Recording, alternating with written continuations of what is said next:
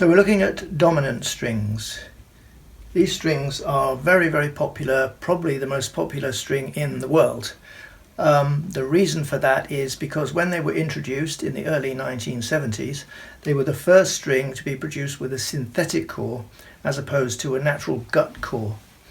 And as such, they transformed the string experience for players because they were so reliable, they didn't unwind, they didn't break easily, and they were very stable in the tuning. So it was a quantum leap forward in the practical use of strings, and the sound quality that they produced was very, very good. Not quite as rich and deep perhaps and warm as a traditional wound string, but getting very close to it, and at a much more economical level. So as I say, they are still to this day one of the most popular strings, if not the most popular strings. Generally regarded as a student string, although a lot of professionals still do use them.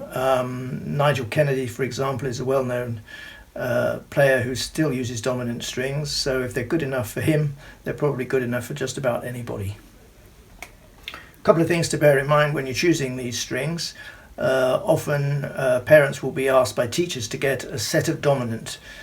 Two important things: you need to make sure you get the right size for the instrument, and the other thing is that the E string, the choice of the E string, the traditional E is the wound E, the aluminium wound E, and that's down on our site as the set 135.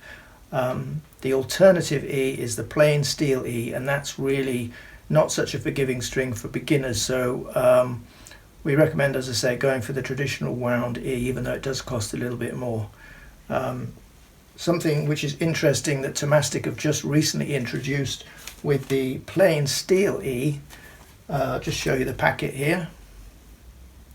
So that's what's known as the 129 string, as opposed to the 130, which is the aluminium wound one. Now Tonally have recently started to send this string out with the ball end, which is the most common ending, supplied separately in a little envelope. So I'm just going to show you that little envelope, which is inside the string packet. And on the reverse of the envelope is a little diagram, and it shows you how to put the ball into the loop. And also you'll find inside this packet the little protective sleeve that goes on the string to stop the string cutting into the wood of the bridge. It's quite easy to miss it. It's just a little transparent tube, and you need to thread that onto the string before you fit the string to the instrument, otherwise the string can cut into the bridge. So do take care that you don't miss that.